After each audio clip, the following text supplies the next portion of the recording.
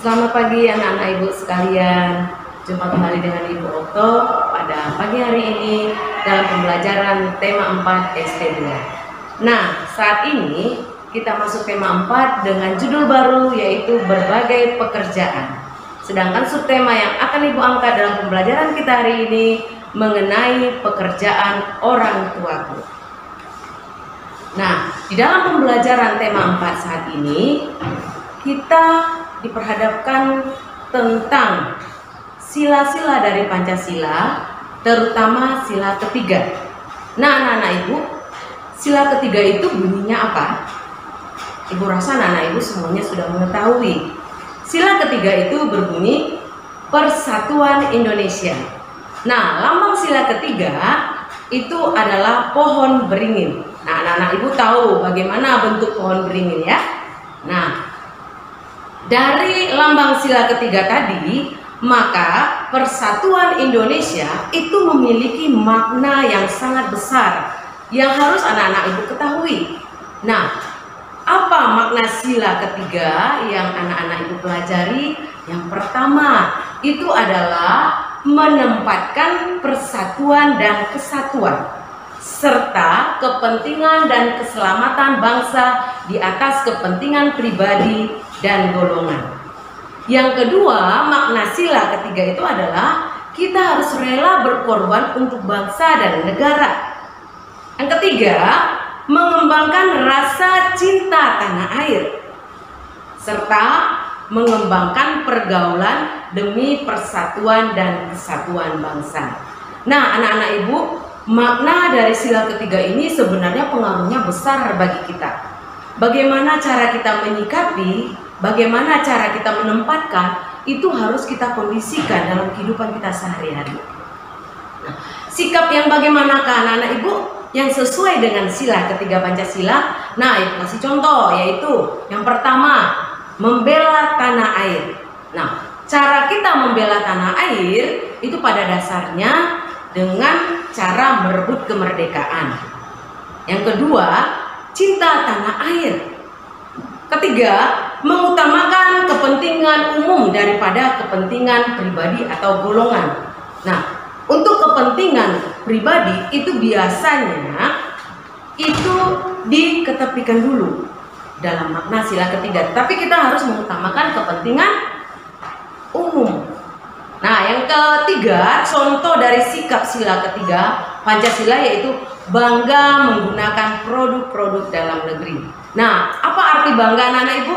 Nah, bangga itu artinya menyukai, menyenangi akan apa yang dihasilkan oleh produk-produk kita sendiri, tidak menyukai produk luar. Nah, sekarang ini banyak produk-produk luar yang sedang banjir. Misalnya handphone, ya kan? Nah, anak-anak ibu rasa semuanya sudah pada memiliki handphone yang disediain sama mama papanya. Nah, handphone yang kita pegang itu biasanya banyak yang berasal dari luar. Nah, itu salah satu bukti bahwa kita kurang mencintai produk-produk dalam negeri. Nah, produk dalam negeri itu seperti apa anak-anak ibu? Ya, penggunaan batik salah satu produk dalam negeri. Nah, ketika kita menggunakan produk dalam negeri, maka itu artinya kita sudah bangga terhadap tanah air kita. Ya, berikutnya ibu akan menjelaskan tentang dongeng. Nah, apa itu dongeng anak-anak ibu? Ya, dongeng itu adalah suatu bentuk karya sastra lama yang menceritakan sesuatu kejadian yang luar biasa yang merupakan fiksi atau biasanya disebut dengan hayalan tetapi tidak mungkin dan tidak pernah terjadi. Apa unsur-unsur yang terdapat dalam dongeng anak-anak? Nah, unsur-unsur yang terdapat dalam dongeng itu seperti yang ada di sini. Yang pertama itu ada judul dongengnya bagaimana, tokoh, sikap tokoh, tempat, kejadian, dan amanat. Nah, segala sesuatu yang terdapat di dalam dongeng itu merupakan unsur dari sebuah dongeng. Pembagian jenis-jenis dongeng itu bisa kita ketahui ada yang disebut dengan mite, ada yang disebut dengan sage, legenda, fabel misalnya, atau dan sebagainya. Nah, yang biasanya anak-anak ibu ketahui, yang biasanya kita dengar atau anak-anak ibu biasanya menonton di televisi, itu salah satu film kartun, contohnya cerita tentang fabel. Nah, fabel itu adalah dongeng yang tokoh utamanya itu adalah hewan. Misalnya cerita tentang si kancil, cerita tentang buaya, dan sebagainya. Sedangkan mite itu adalah sebuah cerita yang menceritakan hal-hal gaib, seperti tentang dewa, tentang peri, tentang hantu, dan sebagainya. Sedangkan sage itu adalah sebuah cerita yang menceritakan tentang kepahlawanan. Bagaimana kepahlawan itu memiliki suatu kesaktian, keperkasaan dari seorang tokoh. Lalu legenda. Legenda itu adalah cerita atau peristiwa yang kejadiannya menceritakan tentang asal-usul sebuah cerita itu. Misalnya cerita Maling Kundang, cerita tentang Danau Toba, atau lain sebagainya.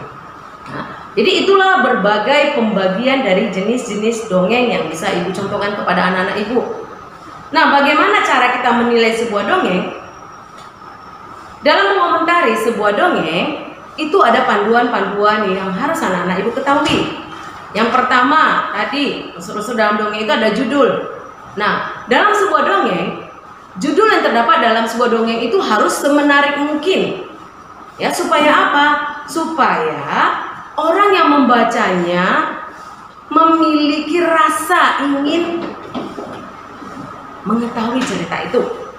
Yang kedua, menilai dongeng itu juga harus mengetahui alur ceritanya. Apakah ceritanya itu dalam sebuah dongeng itu bisa anak-anak ibu mengerti atau tidak? Sulit dipahami atau belum? Yang ketiga, latar atau kejadian. Nah, sebuah dongeng yang dipaparkan lewat sebuah bacaan atau sebuah tayangan yang biasa diperankan dalam sebuah pertelevisian, itu biasanya kejadian itu tergambar dengan baik, atau bisa nggak kita bayangkan ceritanya, atau bagaimana terjadinya peristiwa itu, dan di mana kejadian itu terjadi. Nah, itu adalah latar dari sebuah ceritanya. Lalu perwatakan sebuah tokoh. Tokoh dalam sebuah dongeng itu biasanya menceritakan apakah tokoh itu baik atau tidak, bersifat antagonis atau protagonis, dan sebagainya. Kemudian bahasa yang digunakan di dalam menilai dongeng itu adalah bahasanya harus yang bisa dipahami oleh orang yang membaca atau yang mendengar. Lalu ada nilai yang terkandung dalam sebuah dongeng itu, yaitu nilai yang merupakan pembelajaran berharga yang dapat dijadikan sebagai hiburan, pelajaran. Ataukah ada pelajaran dari cerita itu ada yang kurang, atau ada yang patut kita tiru, atau dan sebagainya. Nah, berikutnya ibu akan menjelaskan bagaimana kegiatan-kegiatan yang terkait tentang pengontrolan pemanfaatan sumber daya alam. Nah, anak-anak ibu, masih ingatkah anak-anak ibu apa yang dimaksud dengan sumber daya alam? Ya, ibu ulas kembali. Sumber daya alam itu adalah segala sesuatu yang terdapat di alam yang dimanfaatkan oleh manusia untuk memenuhi kebutuhan hidup sehari-hari. Nah, bagaimana cara kita melakukan pengontrolan terhadap pemanfaatan sumber daya alam? Yang pertama itu adalah kita harus melakukan cara tebang pilih. Nah, bagaimana bentuk cara tebang pilih itu? Ya, ketika anak-anak ibu atau pekerja-pekerja yang di hutan ingin melakukan penebangan hutan, maka carilah pohon yang kira-kira sudah berumur yang tua, atau pohonnya yang memiliki diameter yang besar, yang sudah pantas untuk ditebang. Nah, itu disebut dengan cara tebang pilih. Yang kedua, pengontrolan pemanfaatan sumber daya alam dengan melakukan reboisasi. Nah, anak-anak ibu, apa itu reboisasi? Ya, reboisasi itu adalah penanaman kembali tanah hutan yang sudah gundul, yang biasanya kalau tidak dilakukan maka akan mengakibatkan berbagai hal, misalnya banjir, tanah longsor, dan sebagainya. Yang ketiga, pengontrolannya yaitu dengan membatasi penebangan liar. Nah, kalau banyak penebangan liar yang terjadi, maka reboisasi itu tidak akan ada. Ya, kenapa? Karena penebangan liar itu akan berpengaruh terhadap ekosistem atau habitat dari hewan yang ada di dalamnya. Ya, akan berpengaruh juga terhadap kehidupan kita sehari-hari. Nah, bagaimana kegiatan pemanfaatan? Dalam pemanfaatan SDA tadi, ya dengan cara melestarikannya, dengan cara memanfaatkannya sebaik-baiknya. Nah, kemudian kita beralih dalam kegiatan pemanfaatan barang-barang bekas. Apa itu barang bekas, anak-anak ibu? Barang bekas itu adalah suatu benda yang sudah tidak terpakai lagi, namun bisa dimanfaatkan sebagai bentuk kerajinan. Nah, pekerjaan yang memanfaatkan barang-barang bekas itu adalah perajin cenderamata. Nah, bagaimana cara kita memanfaatkan pemanfaatan barang-barang bekas? Itu dapat dikelompokkan dalam berbagai cara. Yang pertama itu bisa dilakukan dengan teknik reduce, yang kedua reuse, yang ketiga recycle, dan yang keempat bisa dengan mendaur ulang lainnya. Nah, Ibu jelaskan satu persatu. Yang pertama itu adalah reduce. Reduce itu adalah mengurangi segala sesuatu yang mengakibatkan sampah. Mengurangi segala sesuatu yang mengakibatkan sampah. Contohnya ini, ya, dengan mengisi refill secara ulang. Nah, itu salah satu contoh dari penggunaan reduce. Yang kedua itu reuse. Apa itu reuse? Mengelola sampah dengan pemakaiannya kembali. Contohnya mengurangi pemakaian tisu dan kita ganti dengan sapu tangan. Nah, kalau tisu, kalau sudah habis kita pergunakan, biasanya itu kita buang itu. Nah, tidak, apalagi kita pergunakan.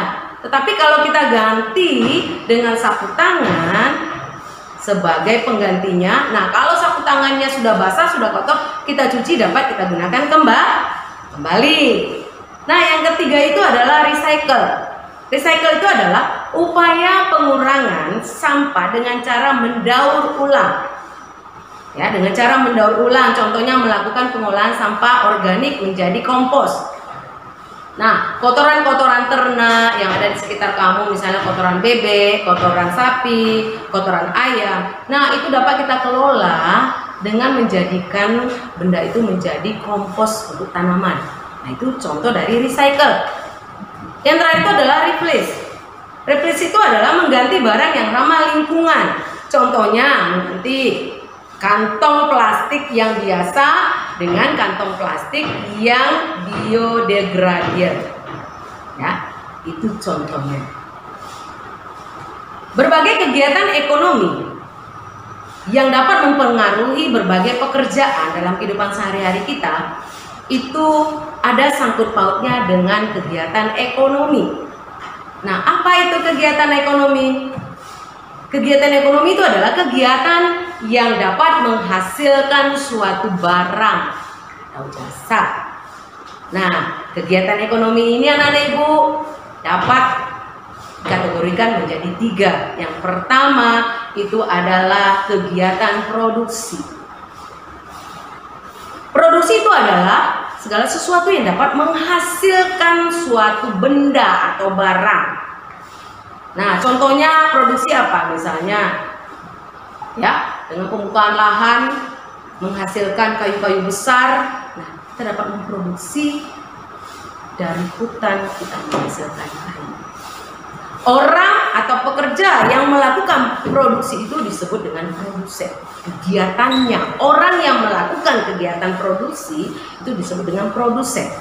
Nah, yang kedua itu adalah distribusi. Distribusi itu adalah kegiatan menyalurkan barang. Apa yang disalurkan tadi anak-anak ibu? Yaitu kegiatan yang disalurkan barang itu dari produksi tadi. Nah, orang yang melakukan kegiatan menyalurkan barang tadi itu disebut dengan distributor. Contohnya, ya, penyaluran barang itu dapat dilakukan oleh kurir. Nah, dia mengantarkan benda atau barang itu ke berbagai daerah. mengantarkan barang-barang hingga sampai ke konsumen. Itu adalah tugas dari distributor. Nah, yang ketiga itu adalah konsumsi. Konsumsi itu adalah kegiatan pemakaian suatu barang. Nah, orang yang melakukan kegiatan dari konsumsi itu disebut dengan konsumen. Nah, anak-anak Ibu, dari pembelajaran yang Ibu terangkan tadi tentang kegiatan ekonomi yang dilakukan, itu ada 3 tadi: produksi, distribusi, konsumsi. Nah, dari penjabaran yang sudah Ibu jelaskan tadi, nah Ibu akan berikan anak-anak Ibu tugas sebagai tugas KI 4 IPS. Nah, tugasnya itu apa? Yaitu anak-anak Ibu bisa mengerjakan tugasnya dari logika halaman 85, yaitu tentang proses pembuatan kain dan baju. Nah, anak-anak Ibu buka buku logikanya.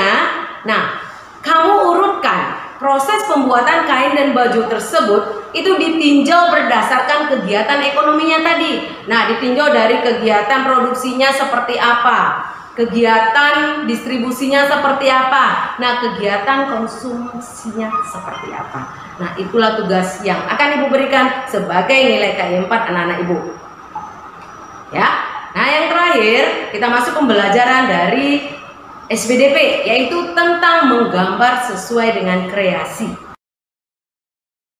Menggambar bentuk itu adalah menggambar dengan meniru objek dan mengutamakan kemiripan objek itu tersebut.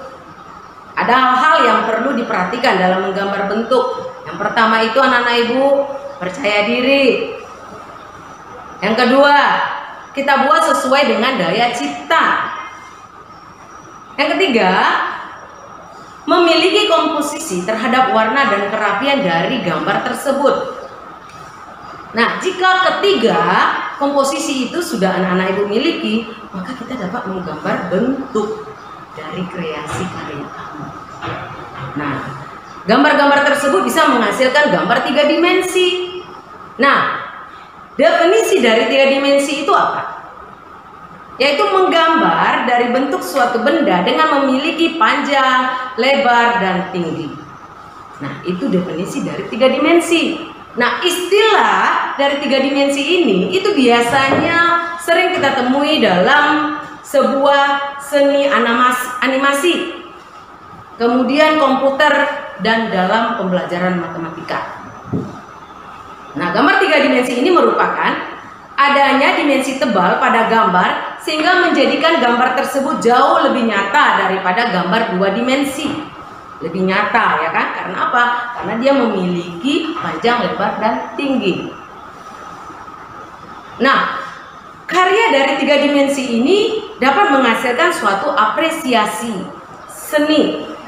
Nah, apresiasi seni itu adalah suatu proses melihat, mendengarkan, menilai, menjiwai, dan membandingkan atau menghargai suatu karya seni. Nah, ketika seseorang itu melihat apa yang dilakukan lewat gambar, atau dia dengar dari orang lain, oh ini adalah gambar, misalnya gambar Mona Lisa misalnya. Nah, dia jiwai lalu dia bandingkan. Ketika dia melihat dengan nyata, lalu dia menghargai karya seni itu, nah itu sudah termasuk sebagai salah satu apresiasi seni. Nah, tujuan apresiasi seni itu adalah untuk mengenal unsur-unsur dari seni rupa dan prinsip penggabungan unsur dari karya seni yang menghargai mutu dan makna seni itu sendiri. Ya, jadi apresiasi itu memiliki tujuan yang di dalamnya tersirat untuk kita ketahui. Nah, demikianlah anak-anak Ibu pembelajaran yang Ibu sampaikan pada pagi hari ini. Tetap semangat, tetap jaga kesehatan. Kita ketemu lagi di pembelajaran berikutnya. Terima kasih.